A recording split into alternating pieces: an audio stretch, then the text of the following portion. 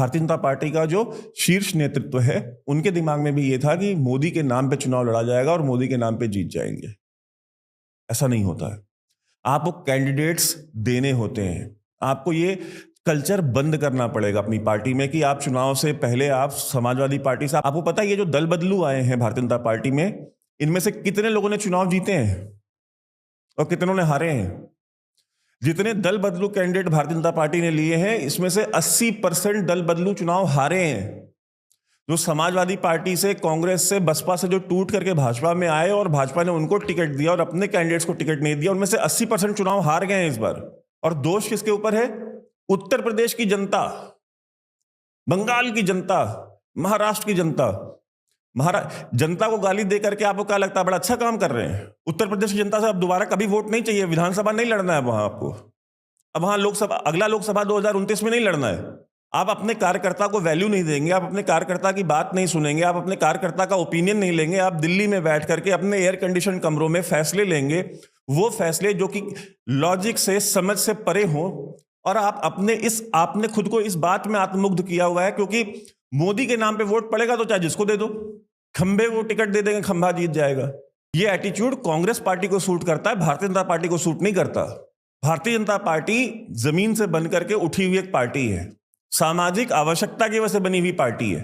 Bharatiya Janata party वो party नहीं है जो कि जिसको अंग्रेज इस देश की सत्ता सौंप के चले गए कि हम जा रहे हैं, अब हमारा काम तुम करो। उनके विरोध में बनी हुई पार्टी है। एक समय था जब सिर्फ 2 सांसद हुआ करते थे लोकसभा में। पिछले 10 साल से पूर्ण बहुमत की सरकार आई है। देश ने, हजारों लाखों कार्यकर्ताओं ने अपना प्राणों का बलिदान दिया है। वोटरों ने वो विश्वास जताया है जो कभी कोई नहीं जताता।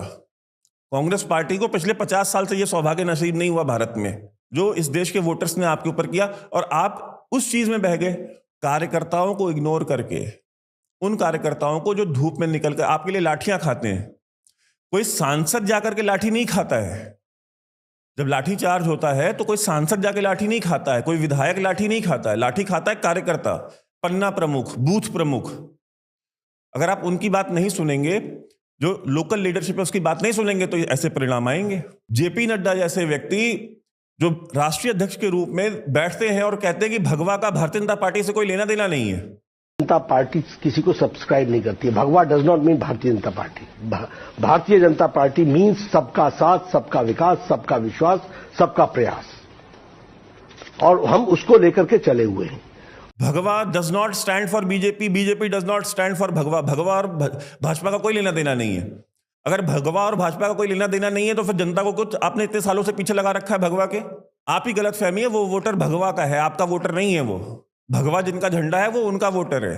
वो जो नागपुर में भगवा ध्वज को प्रणाम कर रहे हैं, जो भगवा ध्वज के सामने डेली दिन में 2 बार अपना शीश झुका रहे हैं, वो उनके वोटर्स हैं। वो भगवा विचारधारा के वोटर हैं जो आपके वोटर हैं। और आप ये कहते हैं कि भगवा का हमसे कोई लेना देना नहीं है। हमें तो अब आरएसएस की जरूरत नहीं है। हम बिना आरएसएस के चुनाव लड़ लेंगे, जीत लेंगे। अगर वो बयान, आप ये कहते हैं कि वो बयान मिसकोटेड था, हमने वो बयान नहीं लिया, तो ये बात आपने कभी ऑफिशियली आकर के क्यों नहीं क्लियर की?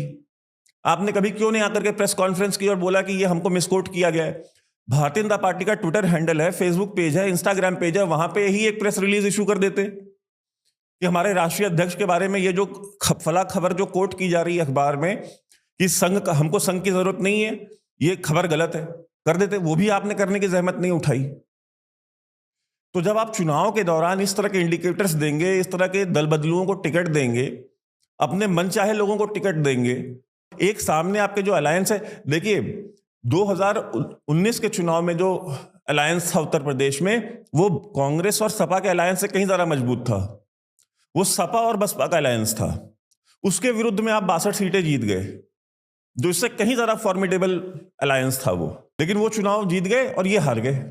इंट्रोस्पेक्शन तो कीजिए कि ऐसा क्या किया है आपने कि इससे तगड़े विरोधियों से आप जीत गए थे और उससे कहीं कमजोर विरोधियों से हारे हैं इतनी सीटें उत्तर प्रदेश में। पेपर लीक एक मसला था, आपने उसको एड्रेस करने की जरा सी भी जरूरत नहीं समझी। कम से कम पेपर लीक को हम एड्रेस करें। सोशल मीडिया स्ट्रेटेजी, आप कहते, आप लोग ट्रेंड चलाते हैं कि जॉर्ज सोरोस लगा हुआ था, रॉथशाइल्ड लगे हुए थे, दुनिया भर के सारी एजेंसियां लगी हुई थी, डीप स्टेट लगे हुए थे। अरे भाई, मैं तो खुद कह रहा हूं कि दुनिया भर की एजेंसियां लगी हुई थी। अंतर यह है कि आप ये बात चुनाव में ये नतीजे आने के बाद कर रहे हैं, और मैं आपको पिछले 2 महीने से बता रहा था। आपको जब रिजल्ट मिल गया है उस चीज का, तब आप उस चीज को एक्सेप्ट कर रहे हो। उससे पहले आपको समझ में नहीं आ रही थी, उस समय आप अपने नशे में थे। वोट मोदी के नाम पे मिल जाएगा, क्रेडिट हम खा जाएंगे कि हमने देखे जी कितनी बढ़िया सोशल मीडिया स्ट्रेटेजी हमारी थी, कितनी बढ़िया हमारी मीडिया स्ट्रेटेजी थी। क्या स्ट्रेटेजी थी आपकी? अगर आप अपने वोटर्स तक पहुंच नहीं पाए, अगर कांग्रेस पार्टी की सोशल मीडिया ने, अगर या इंडिया अलायंस की सोशल मीडिया टीम ने अपने लोगों को ये कन्विंस कर दिया, या ज्यादातर वोटर्स तक ये पहुंच करके उनको कन्विंस कर दिया कि अगर ये आ जाएंगे तो आ करके संविधान बदल देंगे, वो उन्होंने समझा लिया सबको। आपकी सोशल मीडिया टीम, आपकी अपनी जो मीडिया मैनेजमेंट की टीम है, वो कहां थी? वो उन लोगों को क्यों नहीं समझा पाए कि ये खबर झूठ है? ऐसा नहीं है। आप अपनी कमियों को एक ग्लोबल साजिश बना करके, कि पूरी दुनिया ही हमारे खिलाफ साजिश कर रही थी, सारे ही हमारे खिलाफ मिल गए थे, इस वजह से हम हार गए इतनी सीटें, वरना हम तो पूर्ण बहुमत से पार थे ही। हम तो 400 पार कर रहे थे। ये जॉर्ज सोरोस ने हमको हरा दिया है। जॉर्ज सोरोस ने कितने पैसे लगाए हैं? $1 बिलियन। रफली इंडियन करेंसी में कितने होते हैं? 8,100, 8,200 करोड़। भारत की सरकार के पास इससे ज्यादा तो भारतीय जनता पार्टी के पास चंदा है। भारत सरकार की बात छोड़ दीजिए आप, भारतीय जनता पार्टी के पास उससे ज्यादा तो चंदा है। उसने लगाए हैं, आप भी लगा देते। और देश की सरकार जो है, सरकार के पास तो $1 बिलियन है ही कुछ नहीं। देश की सरकार के पास तो कितने बिलियन डॉलर है हम और आप सोच ही नहीं सकते। 27 लाख करोड़ का बजट है इस देश का। कहां 8,000 करोड़ और कहां 27 लाख करोड़? कोई कंपैरिजन है? आपने समय से उनको काउंटर नहीं किया, आपने अपनी कोई स्ट्रेटेजी नहीं बनाई। हम आपको पिछले 3 साल से 4 साल से चिल्ला चिल्ला करके थक गए कि ये चीजें हो रही हैं, जाग जाओ जाग। अपने कंफर्ट जोन्स में आप लोग बैठे हुए थे, बढ़िया एसी चल रहा था, फला मंत्रालय से फला प्रोजेक्ट ले लेंगे, फला मंत्रालय से फला प्रोजेक्ट ले लेंगे, वही 10-15 लोग हैं, आपस में आप लोग बंदर बांट करके आपस में खुश रहिए। यही मीडिया स्ट्रेटेजी है, यही आपका सोशल मीडिया स्ट्रेटेजी है, वही चाटुकारों चापलूसों को इंगेज करना। एक ध्रुव राठी जैसे, मतलब मैं उसके लिए क्या शब्द उपयोग करूं, उस ध्रुव राठी को इंडिया अलायंस वालों ने इस देश का सबसे बड़ा हीरो बना दिया है। चाहे दिल्ली में चुनाव हो रहे हो, चाहे बंगाल में चुनाव हो रहे हो, गाड़ियां लगा लगा करके बड़ी बड़ी स्क्रीनों पे ध्रुव राठी की वीडियोस चलाई जा रही हैं। ध्रुव राठी को इतना इंडोर्स किया कि वो उस बंदे को इंडोर्स कर करके इस देश के हर एक युवा तक पहुंचा दिया उन्होंने।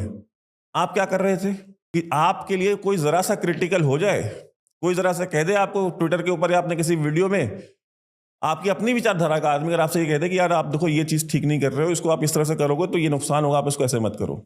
आपकी स्ट्रेटेजी थी कि पड़ जाओ इसके पीछे, पड़ जाओ, इसके लिए माँ बहन की गालियां दो, इसको दलाल बता दो, उसको बता दो ये बिक गया, इसने कांग्रेस से पैसे खा लिए, इसने फला पार्टी से पैसे खा लिए।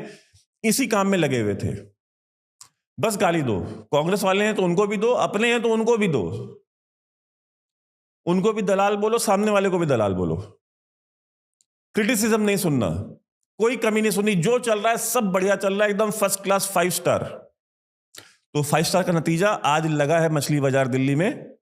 चंद्रबाबू नायडू को 10 मंत्रालय चाहिए, नीतीश कुमार को 5 मंत्रालय चाहिए, शिंदे को 4 चाहिए, एक जीतन राम मांझी है 1 सीट लेकर के वो 1 मंत्रालय मांग रहा है, वो भी फुल मिनिस्ट्री, 1 सीट है उसकी पार्टी की। तो झेलिए, यही नतीजा होता है। सिर्फ चमचों को चापलूसों को आप टिकट देंगे, सिर्फ चमचों को चापलूसों को आप सुनेंगे, सिर्फ चमचों को चापलूसों को अपने इर्द गिर्द बिठा के रखेंगे, तो नतीजा ऐसा ही आएगा। और अगर यही पॉलिसी आपने अगले 5 साल और रखी तो 5 साल बाद इससे भी ज्यादा कम वोट मिलेंगे, इससे भी कम सीटें मिलेंगी। बहुत